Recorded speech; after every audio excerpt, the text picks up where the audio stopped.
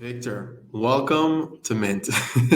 I know this is like a super formal start to a conversation. We've been like chatting beforehand, but Third day of MCon. I know, man. Third day of MCon. We're tuning in live from, where is this? The Grand Hyatt Denver. We're like 10 minutes away from MCon. It's Friday, 1:17 p.m., the 17th of September. Okay. We've gone through a lot of DAO, like I don't want to use it. Yeah, let's use collaboration. And part of me coming to MCon is finding stories like yours, right? And kind of understanding how you're thinking about crypto, how you're thinking about social tokens and the next generation of creators. Okay, so I'm gonna shut up. Tell me about yourself. Let everyone know who you are. What are you building? And we'll start from there. We'll do, MCon, this curation of just the top talent, right? Like it's such this dense intelligence at this place. It's just amazing. Just want to say that. Yeah, I'm Victor, young kid warrior on the coding realms. And I work at, founded and summoned Shenanigan, which is a DAO for athletes. We believe the internet is horribly set up for athlete incentives. And we believe Web 2 has kind of made it worse. So we have a great NFT social token DAO model that we set these athletes up with that is slowly in development. Mm-hmm. How long have you been working on it? It's been a year and a half now. The DAO has been summoned. My personal, it gets a little muddled. Like I kind of picked it up, put it down. COVID hit, things went a little awry. Yeah. I always wanted to help people incentivize themselves over the internet. Clicks, likes, views, just don't quite do it for me. Mm-hmm. I want to touch what they actually achieve.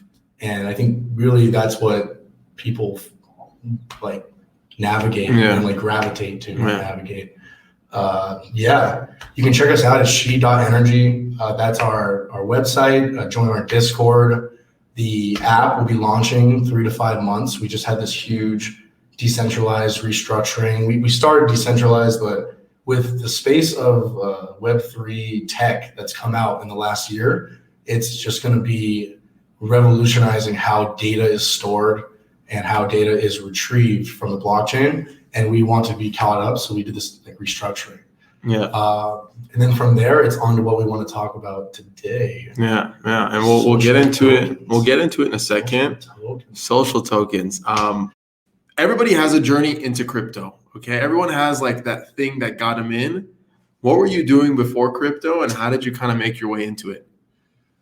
I was, let's start from a little bit back into the college years. I was an athlete. Okay. Yeah. What sport? Athlete. I was a competitive diver. A competitive diver. You see me here. I'm like 220, like 6 foot, and no one ever believes me that I was a diver.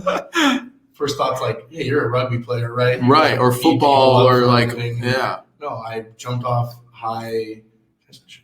High shit, and I did flips. Yeah, I jumped off high shit and landed in water. And so from there, I graduated and with a physics computer science degree, and basically taught for 2 years while I developed, apps on the side. Mm-hmm. Got a job at a small startup called Rain. 5 months later, the pandemic hit. Mm-hmm. Pretty much worked at the blockchain full time right after that. I said, you know what? I'm gonna be at home all day. I might as well get into crypto full time as a developer. I'd known about it probably since 2017.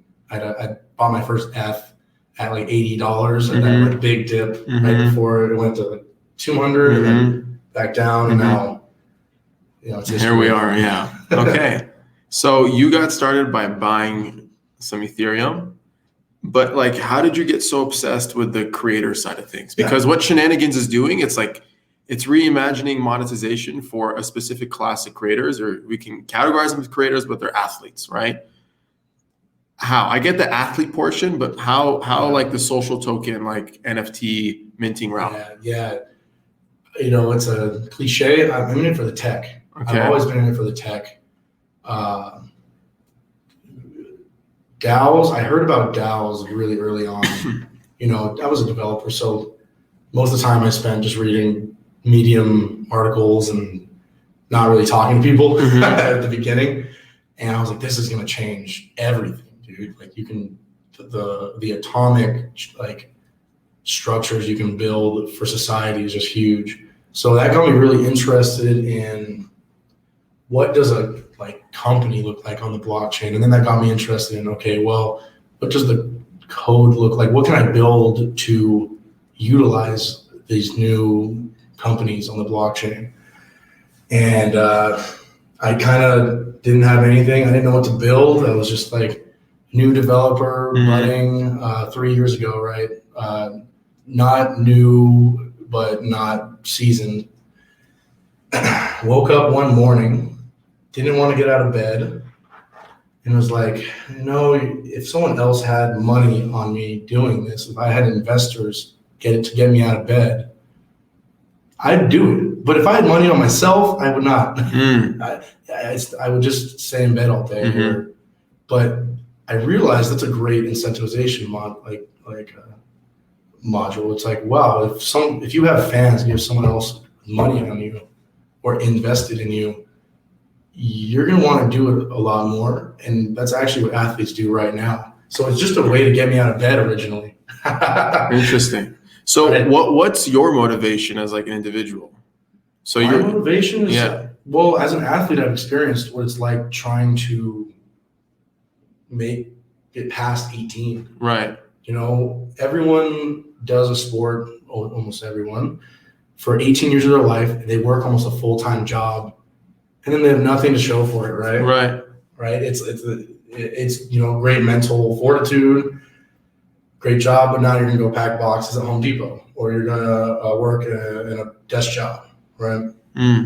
So my motivation is like, I've been there, I've done that, and I want to incentivize people to make it past what I did, which is college, right? Make it past school, make yourself monetize yourself and improve at the same time. That's probably the main thing. So the argument here is, the reality is like people go from high school into college sports, whether it's D1, D2, right? And they're able to build like really good like university careers for them. And like the percentage of transfers from high school to college is already slim. And then from college to like the professional leagues is even slimmer, right? And when you're an athlete in college, like you said, it's a full-time job. Like you're taking classes, you have to pass, right, and do your shit. But like you're betting on yourself and betting on you kind of going to that next level beyond college. Or at least a lot of sports people are, right? A lot of athletes are. So you're coming from the point of view, like whether you're a college athlete, whether you're a D1 or a D2, like really practicing in the major leagues, this social token route is for you. And the reason is why? Well, the reason is like, as an athlete, you don't start making money until you get sponsored. There's no like structure for people to invest early in on you, except your parents paying for the practice, right? And especially as a college athlete, where you have to pay for school, unless you are signed in to a D1 as a scholarship, which is great, but you're essentially a slave to the scholarship. You don't own that money. Yeah. It's like if you get injured, it's over. And really, what social tokens allow for is social tokens and Shenanigan platform, I should say, because I think there's a lot more to this for athletes, but social tokens are a part of it, is make your own athletic journey on the blockchain with results and structure it however you want and however your life pans out. If you have a community that supports you, it doesn't matter if you're injured or in recovering. It doesn't matter if you change sports. It doesn't matter if you go on to be the next Elon Musk, and you just did sports in high school or you did professional athleticism beforehand, right? It allows for a much more particular, atomic, granular support system where it's not like, hey, you can dribble a basketball, let me make you a walking billboard. Yeah. The most like a recent example that comes to mind with an athlete messing around with social tokens. And we were talking about this before the recording, is that UCLA basketball player who's also a vlogger, who also has like 220,000 subscribers on YouTube, and just launched J-Rock, right? Let me pull up his name really quick. Yeah. I'm blanking out. Jalen Clark. Okay, and I'm pulling up over here. So UCLA basketball player Jalen Clark is releasing his own cryptocurrency called J-Rock. I'm reading this from the LA Times, and he is a type of individual who he's like a part-time creator and part-time athlete. All of his content though on YouTube is him being an athlete, right?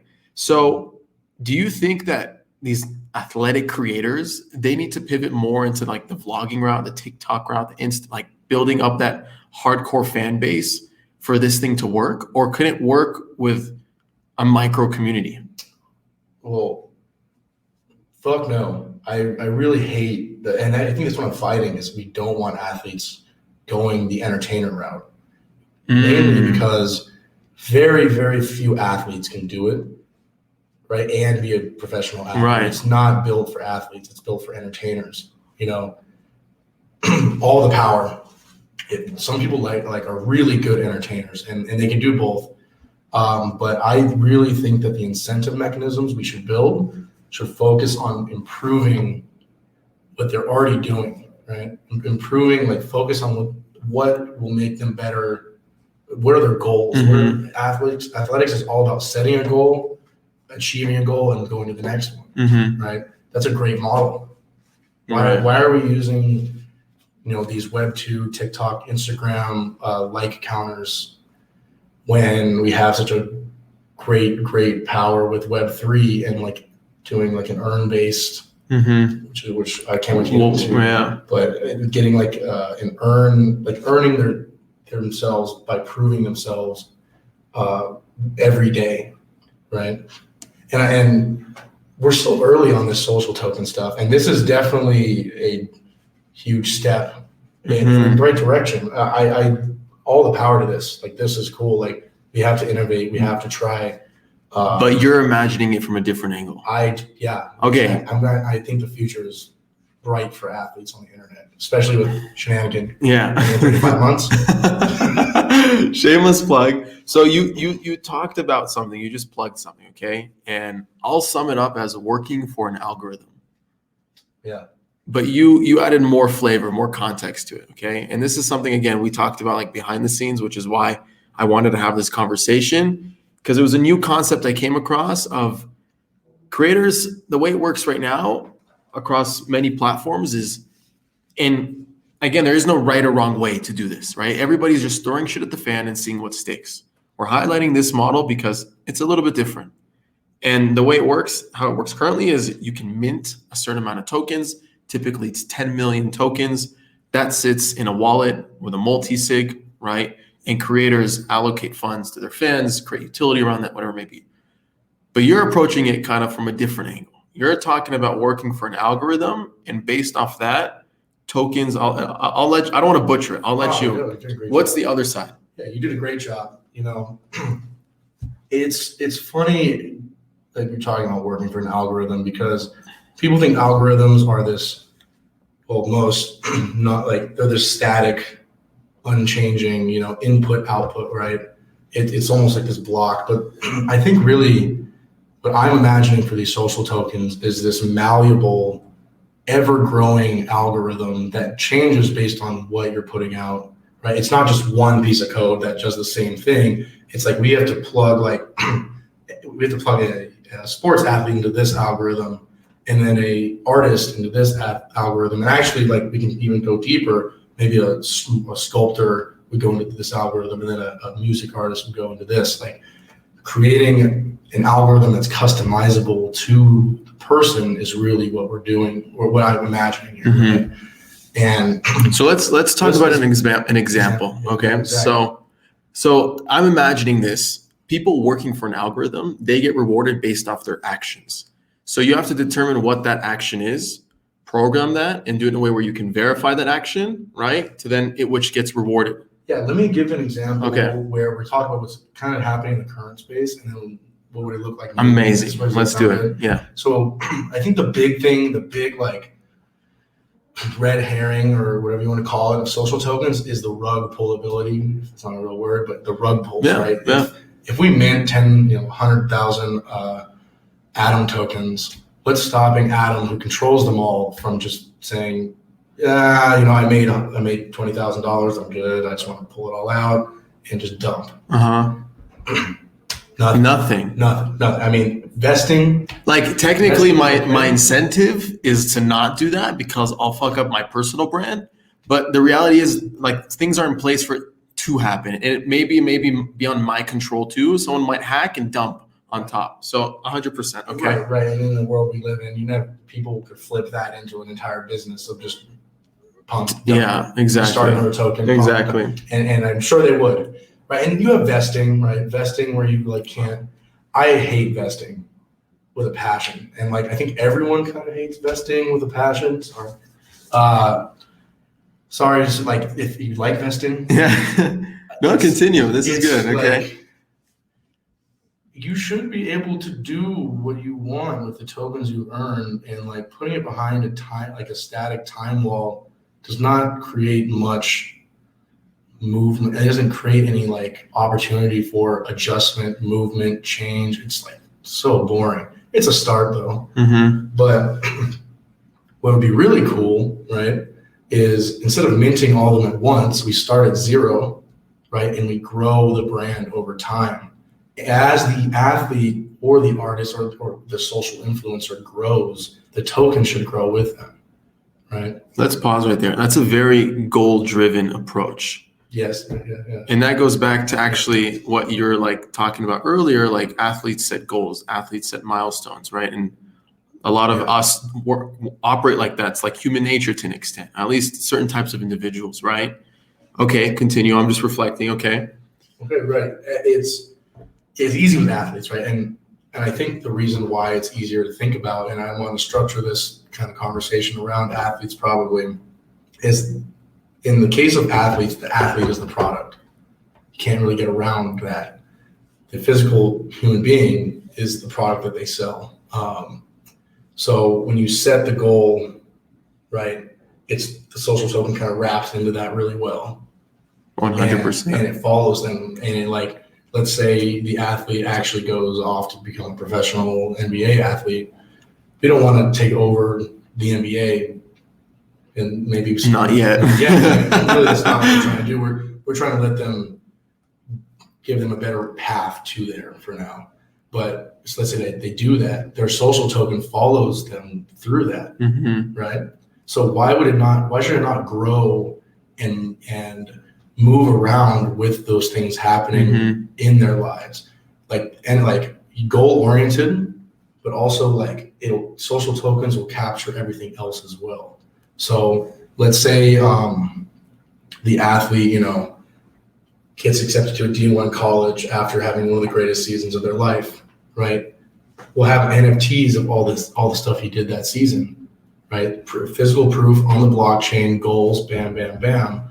But the social token will capture everything everything that happens outside of that as well, right? So it's not only number go up. It's actually hey, I'm set to earn this token, and my community is set to earn this token, and now this token just got way more valuable to earn, and you have people coming together behind this athlete, fans coming together, right, to set it up, which gets me to my main point and I think your main point of how do you set it to earn, right? You're talking about working for an algorithm. Right. How do you set a token up for positive incentive? I can have it be tap this button 100 times and then you earn the token. Probably a really bad model, and it's just a joke. Yeah. Joke, kind of. I'm sure there's a token out there, a clicker token or something, but I wouldn't think that would work well for an athlete. But maybe we can think of something the athlete earns a token one way, the fans earn a token in another, right? The athlete has to get a goal out on the blockchain. They have to get some kind of proof out. Shenanigan, we use a live stream, and we wrap that live stream in NFT. But let's say we want to use live stats, like we can pull from an oracle that follows that, or let's say we want to use like a blockchain game. There's so any action, any contribution that can be tracked and verified is something that can be basically rewarded. And that's very much like a play to earn model. That's what it is. It's a twist to play to earn rather than gaming, right? And doing what Axie's doing, for example, or there's another one I'm blanking out. That's like a real world example right there, because you're like mixing the physical with the digital and gamifying that entire experience, right? So the meat space. Yeah, exactly. What do you call it? The meat space, right? The meat space? The metaverse and the meat space. Oh, okay. Getting the meat space to be a part of Ethereum, right? Be a part of these smart contracts. Yeah. Like getting the things we do in real life to be immutably stored, retroactively searchable on the blockchain where they can never go away. It's part of history is the goal. Yeah. And we're kind of, I love the way you kind of like, oh, you're pondering right here. Yeah. These things. And I think, for example, when we're talking about these earning mechanisms, like you can start simple.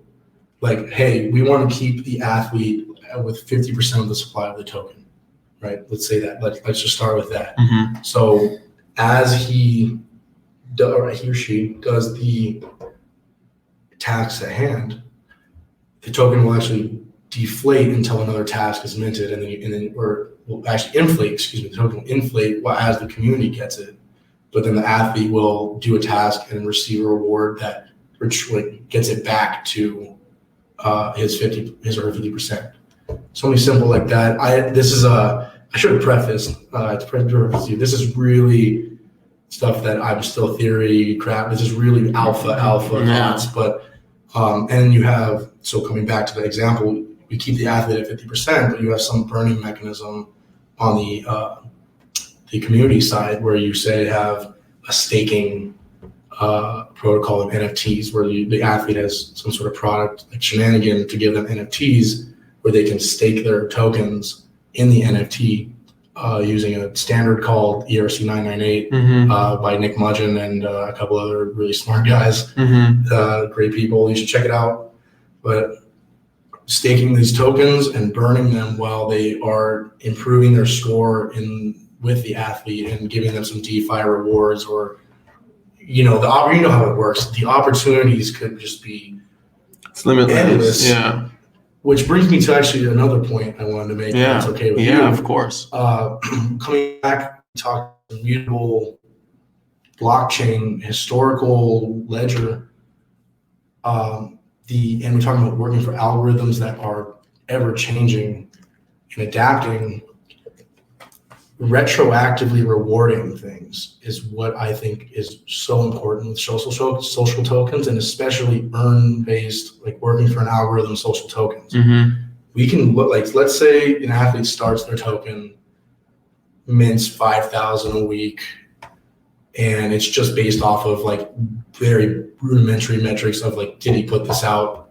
Is the community buying? Boom. But let's say down the line, an oracle comes out or some great tech comes out, or the athlete has a great idea and they want to adjust their algorithm a little bit. What you should be able to look back on all that data that already happened and retroactively update the current percentages of each person that has tokens, right? And then mint tokens according to those new percentages, right? Go towards that model. So instead of having, hey, everything's static, you have this much, you got to buy more or earn more. It's actually like, hey, you have this percentage right now that you might be over or underrepresented with, and we're working towards this percentage. And as we grow, your percentage changes and adapts. Does that make sense? Yeah. It's a lot to wrap your head around. Yeah. It's a variable process. Yes. Right now, many like social tokens for creators, how they work, it's very static. Platforms maintain X amount, or a variable amount depending on what the standards or details of that creator are. And there's a treasury, and people try to fund that treasury with a certain amount of capital to give that token value, right? And what's up, guys? Adam Levy here. Sorry for the quick pause, but I want to give some love to our 5 NFT sponsors who are making this episode happen. They are Coinvise, POAP, Cello, Social Stack, and Prime DAO. First off, on Coinvise, you can create a personal or community-owned social token on Ethereum. Coinvise also helps you create incentives through token rewards and bounties, NFT business models, and bot integrations for Discord. Discover more by visiting coinvise.co today. Next up, we have POAP, or short for Proof of Attendance Protocol, who enables a novel way of creating one's life diary. Leveraging NFT technology, POAP facilitates an easy way to mint non-fungible tokens related to meaningful events. It's frequently used in crypto-native communities, and now it's starting to create NFT collectors in the mainstream too. Collect or launch your own POAP today by visiting poap.xyz. Next up, we have Social Stack, a platform for communities, brands, and creators to build mission-driven social token economies. Offering an easy-to-use, non-custodial wallet with a suite of open-source community engagement tools, Social Stack makes it simple to bring your community into Web3 and be a part of creating an open-source, gratitude-driven future for social tokens. Create a free social token wallet, discover mission-driven social token communities, or apply to launch your own token on Social Stack by visiting socialstack.co today. Next up, we have Cello. Are you looking for an ecosystem of dApps, currencies, and tokens that can connect you with people no matter their device, carrier, or country? Well, say hello to Cello, a mobile-first platform that makes crypto dApps and payments accessible to anyone with a mobile phone. Cello supports thousands of projects from builders, developers, and artists who every day build applications and issue tokens from all over the world. Visit celo.org today to learn more. And last but not least, we have Prime DAO, a collective of DeFi builders and DAO veterans attempting to turn DeFi into a more cooperative ecosystem by creating DAO-to-DAO interactions. The first solution to go live is Prime Launch, a launchpad experience for DAOs built in collaboration with Balancer. If you plan on launching a DAO, head over to prime.xyz to access a network of partners and tools that will jumpstart your DAO development today. All right, back to the episode. This is what you're talking, it's more dynamic, right? It's way more dynamic. We're dynamic humans. We're dynamic humans, so why aren't our token models the same, right? It's a great... I'm trying to think, what are the pros and cons? I know what the pros are. What are the cons of doing something like that? Please, there are cons, right? I mean, nothing's perfect. Right. It's a slow, I think the main con is slow growing. You have to build, right? And of course, early on, that growth is going to be really slow. Yeah. Because no one's done it before. Right. And you don't have, an example of what a successful growth token looks like. Right. We're just starting to do growth tokens or whatever you want to call them, these like earn-based economies with DAOs. Right. Like our DAO, Shenanigan, is earn-based, and we use it for various things inside the app. If you come by our Discord and you do something for us, you earn our token.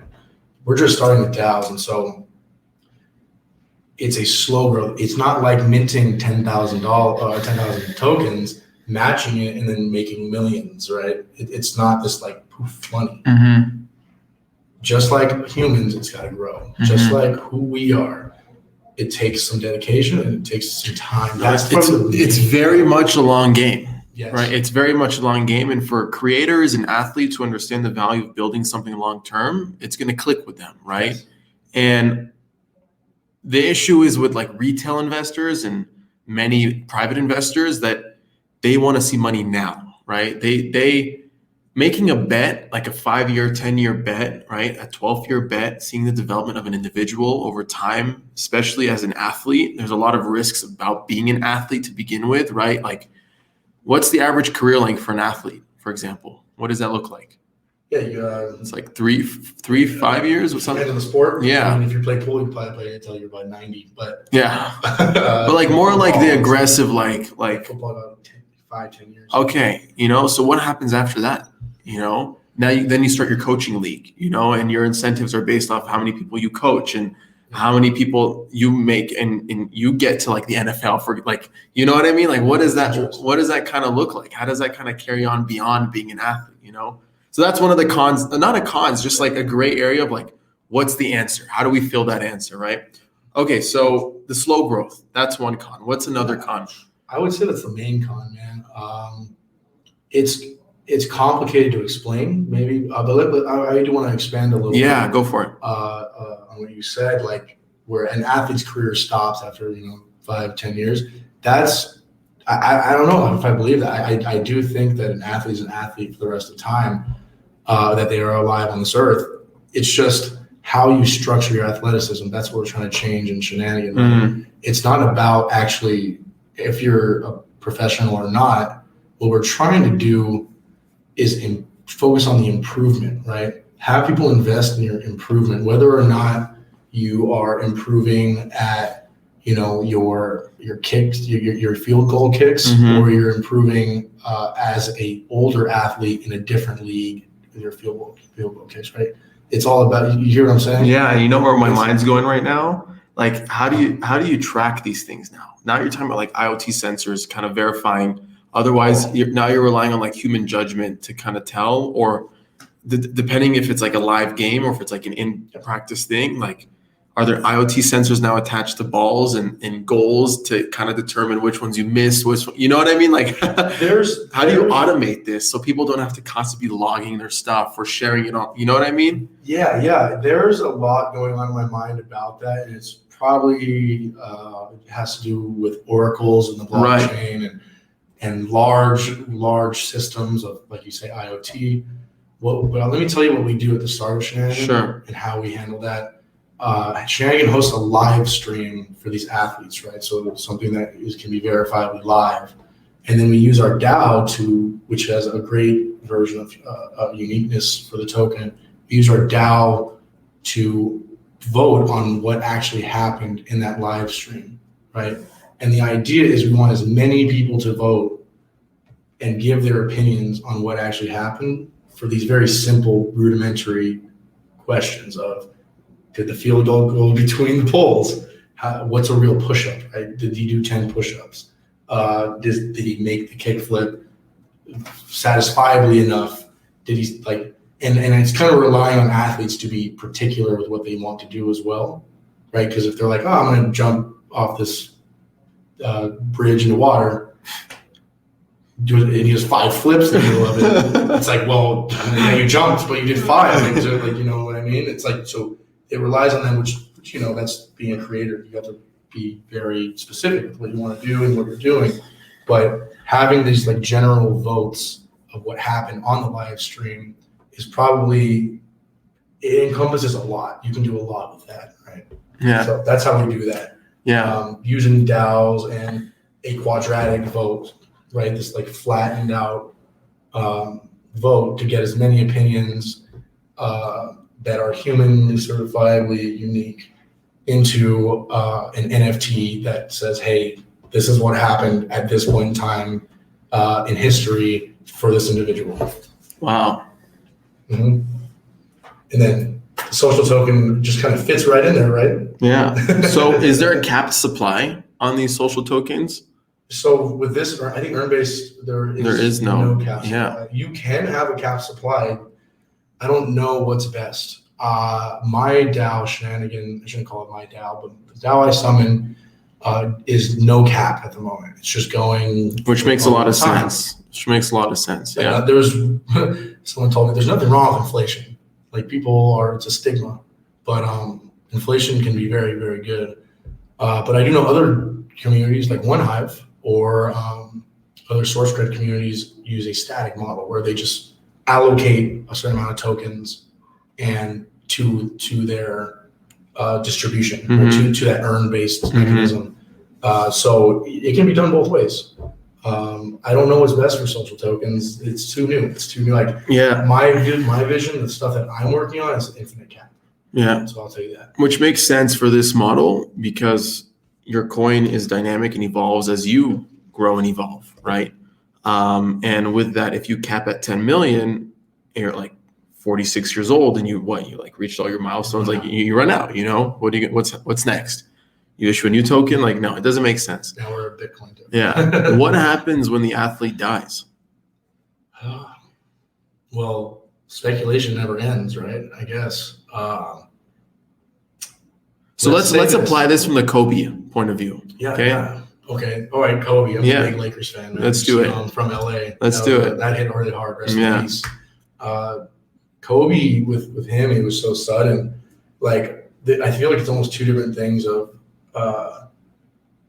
legacy as like you live all like dying old and dying young, right? Mm-hmm. But so with Kobe's example, you have this, for lack of better words, this hype that builds of rarity. Like people want his stuff because he's no longer around, and the speculation doesn't end, right? It just is like it gets rarer and rarer and rarer the older it gets. So it's almost like you're leaving a piece of history behind. Like you're leaving your legacy behind, and it's like I guess you're quantifying how much your athletic career was worth to people. But instead of it being a static quantification of like, hey, he made $200 million playing. I don't know how much Kobe made, a lot playing for the Lakers. Now there's markets for it, and like your children see that, and your children's children. You have this legacy, right? That's immutable. And when an athlete dies, I guess it's tragic, and people emotions lock into that like collectible kind of like the community is still there. I know people who wear Kobe shirts everywhere. No, it makes it's like Queen. It's like Freddie Mercury dying, but the Queen, the movie coming out around him, and like the bands meet up at the bars, and like the legacy of Queen continues, right? The legacy of Kobe continues. Right. How does that tie into the speculation of a token, though? Because I want to say one more thing. Yeah, and I'll come back. I like that question, but it's interesting to think like, what about undervalued athletes at a time that then people realize, oh, they are really cool. Like they did something really cool or innovative, Now they can retroactively go back and let's say this athlete put their stuff on the blockchain, but then let's say he was overlooked. It happens all the time, but let's say not a well-known guy innovates on like hitting swing. I don't know. It's so hard. If I knew, I'd probably try to do it. But you can go back, right, and say, hey, we have all this history, and now you have this hype, and who knows where that benefits. And you know what I mean? Could people unlock their tokens by their past achievements if the community comes to consensus? For example, like it's like a play to earn point of view. The more milestones you hit, the more you earn, the more tokens get up in your wallet. Could he do like a pitch where, all right, guys, like I'm already in the middle of my career. Look at all the milestones I hit. Will you guys allow me to receive some of my tokens in advance? Does that even make sense? This is just a thought. Yeah. No, I see what you mean. It's like, I think we talked about this a little bit, like kind of right with the retroactiveness of all this. Okay. Right? Adjust the weights. We can take like a token model and then say, hey, just let's say we're doing Kobe, like maybe Kobe's family's like, hey, like let's actually like respect, his greatest dunks. Facts. Yeah. And so let's weigh those higher. Yeah. Like let's give it like a more meaningful collectible, or it's probably a bad example for dying to go to dunks, but you get what I mean. It could be anything. So yeah, you could. I don't know if like the minting stops when the athlete dies. I guess you could, or when their career comes to an end. It's interesting. Yeah. Something to think about. Revelatory, yeah. Which, by the way, quick plug: if anybody that's listening and has thoughts, like tweet at us. We want to like continue the conversation, because this is just us two. There's much smarter people thinking about this stuff and that can contribute. So this is the first time I hear of like a model like this. That's why I was so excited to kind of share it and put it out there, because it makes a lot of sense. Like, and it piggybacks off a play to earn model that's already being validated in the gaming side of things, right? but now you're applying this into the real world, right? And you're tracking and collecting and picking up on every little thing that someone does, and his fans kind of get to join him for that journey, and the creator is incentivized to build long term versus just mint 10 million tokens, which again, there's nothing wrong with that, right? Every single creator has their own model. Every single creator has their own way of doing things. It's use case dependent, not financial advice, right? It's funny. When you get it, you get it. Yeah. And it's like, there's so much power. I have the chills, because all you do is imagine what you would do with it. And if it's something that grows with you and you're familiar with Web3 tokens and how this works, you're like, oh my gosh, like, dude, this is like me basically like saying, if I launch the Levy coin, okay, I only get the Levy coin if I stick up to my schedule, like my posting schedule. So when I post on Tuesday, I get airdrop. When I post on Thursday, I get airdrop. When I post those newsletters 3 times per week, and it keeps me committed. It's keeping you away from rug pulling. It's giving your investors a great incentive to keep investing in you.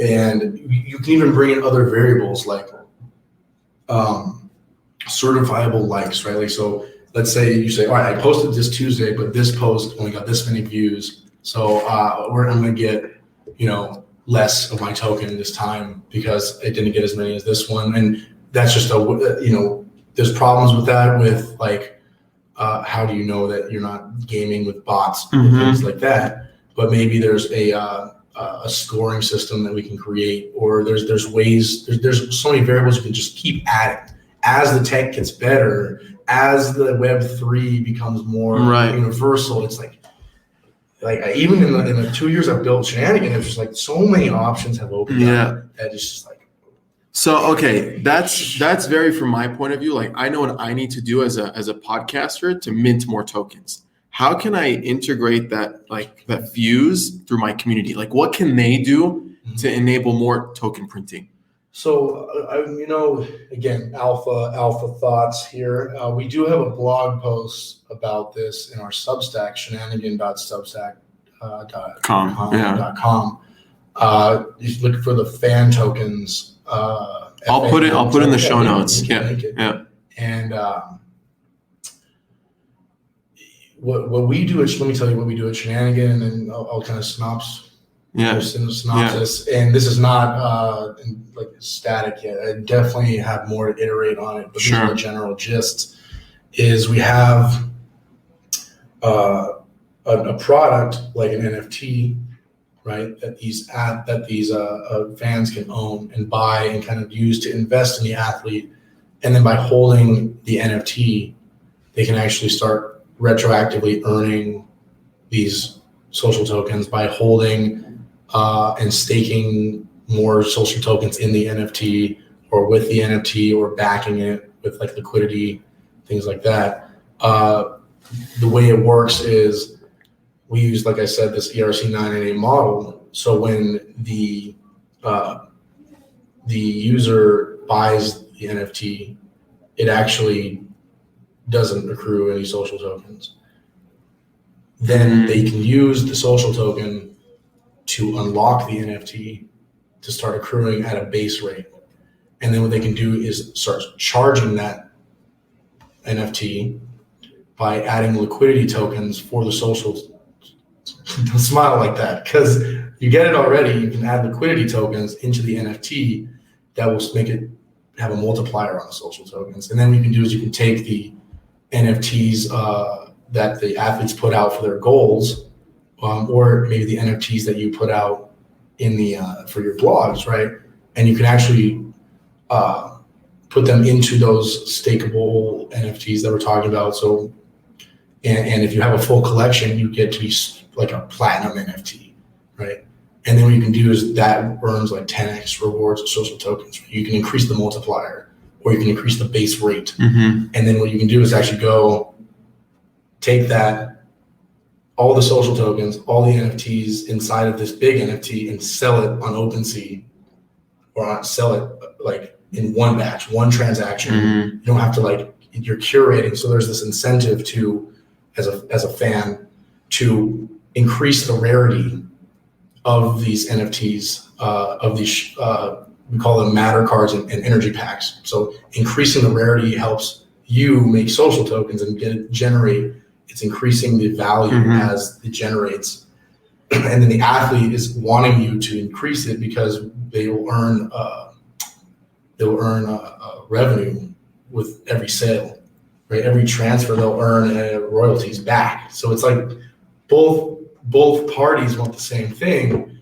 And now I'm realizing actually, I'm in my own bubble too, that you have a great model here as a podcaster. Yeah.